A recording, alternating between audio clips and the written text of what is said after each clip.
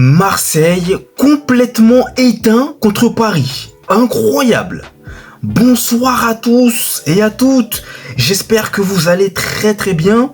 Moi, ça va beaucoup mieux depuis cette humiliante défaite, comme vous le savez, du Real Madrid sur sa pelouse face au grand rival barcelonais. Donc, je me suis fait un plaisir de regarder le match qui avait opposé notamment le classique en français, Marseille-Paris. Et à ma grande surprise, ou pas grande surprise, je me suis aperçu que le match a été très vite plié par Paris. Donc Marseille-Paris, score final 3-0 pour le Paris Saint-Germain au stade Vélodrome. Donc avant de débriefer ce match, n'hésitez pas à vous abonner, à liker, à partager et à commenter. Merci à vous de votre soutien, ça fait hyper plaisir. Bon, j'aimerais aussi, après ce débrief-là, vous annoncer une nouvelle dinguerie qui se propage un peu, mais ce n'est pas une information, rien d'officiel. Ce sont des... A priori, on dirait que. C'est pas confirmé, il n'y a rien d'officiel, donc calmez-vous. Mais je vais vous annoncer cette dinguerie-là, donc restez jusqu'à la fin. Bien, pour parler du match entre Marseille et Paris, moi, je vais commencer déjà par souligner quelque chose qui m'a vraiment choqué là dans ce match. C'est que Paris a littéralement écrasé Marseille. Ils ont éteint l'Olympique de Marseille. Dès les premières minutes, tu sens que Paris, techniquement parlant, est supérieur à Marseille. Il n'y a aucun pressing marseillais. Tu laisses Paris jouer tranquille, construire son jeu tranquillement. Et au final, Paris construit bien son jeu tranquillement. Et ils vont t'emmener, ils vont te mettre un but très très tôt. Joao Neves a délivré ce soir une masterclass. S'il vous plaît, levez-vous pour Joao Neves. Ce joueur-là est un bijou. Le Paris Saint-Germain, sur ce recrutement-là de Joao Neves, a fait une excellente affaire pour moi. Ce joueur respire et il pue en même temps le football. C'est impressionnant. Il est tellement... On prend du plaisir à revoir jouer Joao Neves. C'est impressionnant. Il a été le roi du milieu de terrain ce soir. Il a fait souffrir le milieu de terrain marseillais. Rabiot et tout le bazar, c'était mort. Il a dit, aujourd'hui c'est moi qui vais gouverner le milieu de terrain. Joao Neves, masterclass, je le répète et je le dis, incroyable. Donc, voilà, Paris a déroulé sans force et son talent. 3 buts mis première mi-temps, dont malheureusement un but contre son camp de Marseille qui avait déjà plongé Marseille dans un profond trou, là, littéralement. Mais alors là, c'était le coup de grâce. Et puis ensuite, le but de Barcola qui tue tous les espoirs. Il y a même des supporters marseillais qui commençaient déjà à quitter le stade, littéralement. Alors qu'on n'était même pas... c'était que la première mi-temps. Et puis, les supporters marseillais, certains, en tout cas, commençaient déjà à plier bagages. Donc, c'est vous dire que j'ai rarement vu une équipe de Marseille aussi faible, aussi impuissante face à Paris. J'ai rarement vu ça. Je me souviens pas avoir vu un Marseille au Vélodrome quand même. T'es quand même chez toi au Vélodrome contre ton grand rival. Tu te fais éteindre, littéralement. Tu t'es fait éteindre.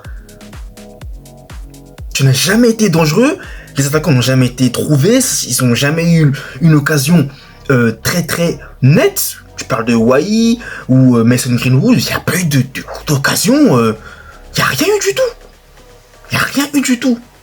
Et en face, Paris, c'était solide. Défensivement parlant, c'était solide. Bon, Donnarumma, tranquille, pépère. Il n'avait rien à faire.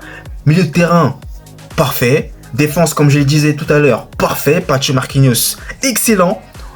Sur les côtés, Hakimi, Nuno Mendes, excellent également.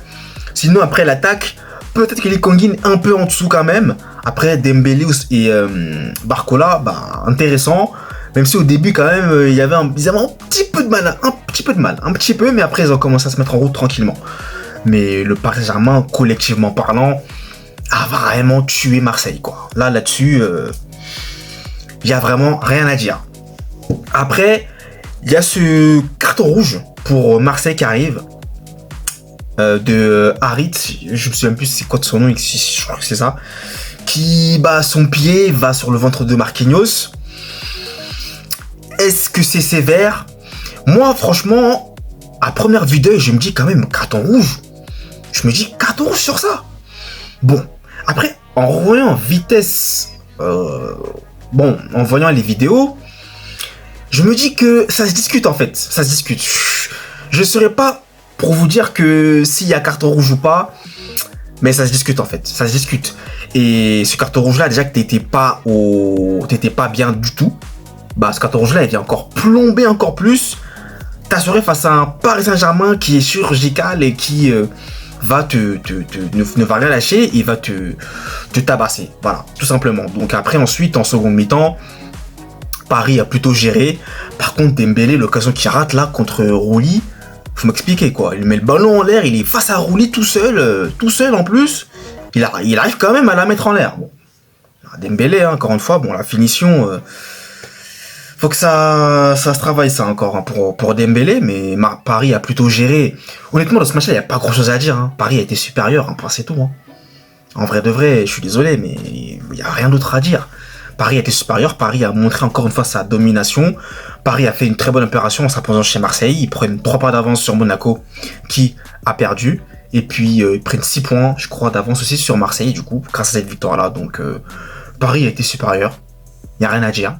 Et puis, franchement, ils ont vraiment tué Marseille, littéralement. Alors là, j'ai rarement vu à Marseille, tu sentais en fait qu'ils pouvaient jamais revenir dans le match.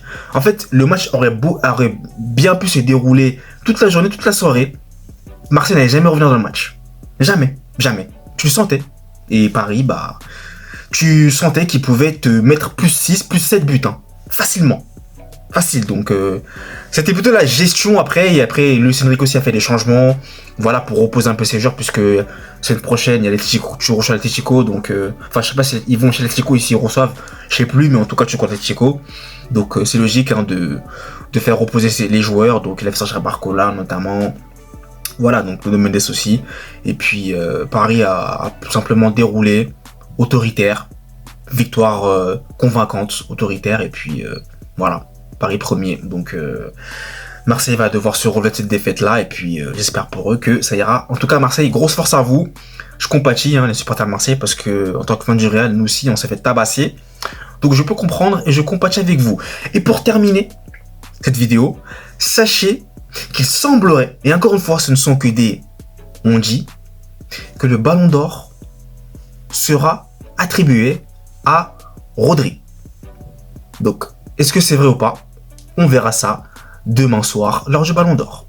Sur ce, je vous quitte. Je vous dis à demain, parce qu'il y aura forcément une vidéo peut-être mardi qui sortira par rapport au Ballon d'Or. Et nous, on se retrouve très vite pour une nouvelle vidéo. D'ici là, passez une très bonne fin de soirée. Allez, peace!